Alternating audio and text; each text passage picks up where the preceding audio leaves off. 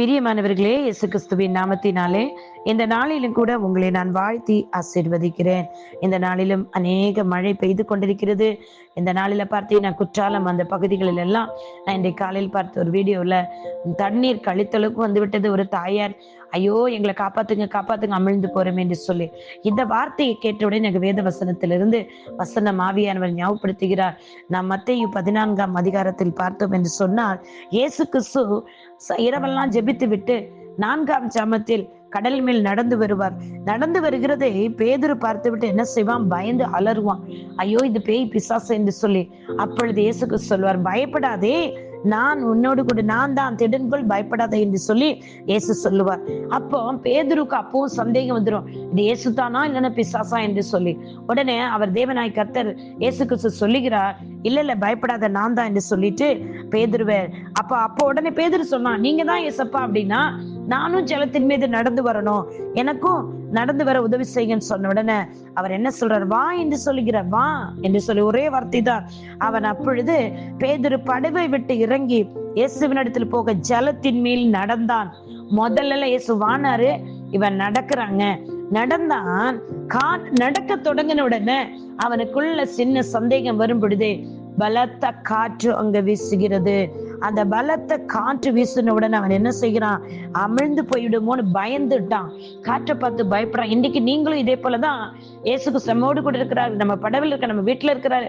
கடல் மீன் நடந்து வந்து இயேசு கிறிஸ்து நமக்கு நேராக எவ்வளவு பெரிய மழை காற்று புயல் அடித்தாலும் நம்மளை காப்பாற்றும்படி, நம்மளோடு கூட இருக்கும்படி அவர் வருகிறார். பயப்படாதீங்க, கலங்காதீங்க. அவன் பயந்தான். இப்ப காற்றுங்கிறது இங்க இந்த இடத்துல பயங்கரமான அலை காற்று எல்லாமே பிசாசானவன், சத்துருவானவன் நமக்கு விரோதமா எழும்புகிறது தான். இயேசு கிறிஸ்து அவன் கரத்தை பிடித்து அவன் இந்த இடத்துல சொல்றான் பாருங்களேன், உடனே அவன் பலத்த காற்று வீசின உடனே அவன் பயந்து போய் அமிழ்ந்து போகிறேன் என்று அமிழ்ந்து போய்கியல் அவன் அமிழ்ந்து போயிட்டு இருக்கிறான், அமிழ்ந்து போகிறான். அதே இதுதான் குற்றால அருவியில இன்னைக்கு ஒரு தாயாரை பார்த்து அந்த வீடியோல, ஆண்டவரே என்னை ரட்சியும் என்று கூப்பிடுகிறார். இன்னைக்கு அநேகர் இந்த நாட்கள் மழையில இப்படித்தானே கூப்பிட்டு இருக்காங்க, அமிழ்ந்து போகிறோம், எங்களுக்கு உதவி செய்யுங்க, ஓடிவாங்க ஓடிவாங்க ஓடிவாங்க என்று சொல்லி. இன்னைக்கு நான் மனிதர்களை கூப்பிடுகிறோம். கூப்பிட வேண்டிய நேரத்துல, கூப்பிட வேண்டிய வேலையில, ஜெபிக்க வேண்டிய வேலையில தேவனாய் கர்த்தரை நோக்கி கூப்பிட்டு என்றால், நமக்காக ரத்தம் சிந்தின கிறிஸ்துவனுக்கு கூப்பிட்டிருந்தோம் என்றால், இன்றைக்கு பெருங்காற்றுக்கும் மழைக்கும் ஒதுக்கிடமான இடங்கள், வீடுகள் நமக்கு உண்டு என்று வேதம் சொல்லுகிறது. அப்படி இயேசு கிறிஸ்துவே வந்து என்ன செய்வாரு? நம்மளை பாதுகாக்கிறவர், காப்பாற்றுகிறவர்.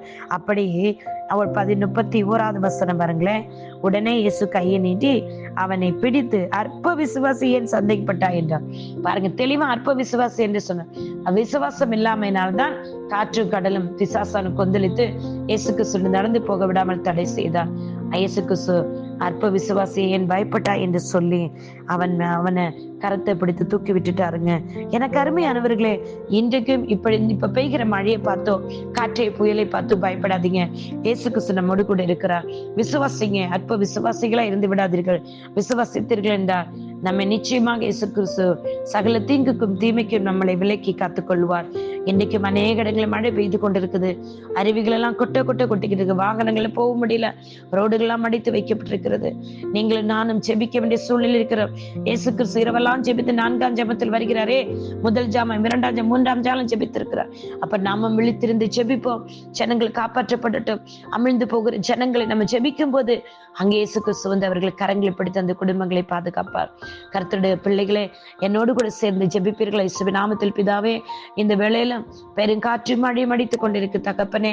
இதில் அமிழ்ந்து போகிறவர்கள், அப்பா தத்தளிக்கிறவர்கள், அப்பா ஒரு இடத்துக்கு போய் இன்னொரு இடத்துக்கு போக முடியாம பாதியில் இருக்கிறவர்கள் ஒவ்வொருவரையும் என் தேவனாகிய கர்த்தாவே, குமாரான இயேசு கிறிஸ்துவை அப்பா அன்றைக்கு பேதுருவின் கரத்தை பிடித்து தூக்கி விட்டது போல இவர்களையும் நீர் கரத்தை பிடித்து தூக்கி விடுங்க இயேசப்பா.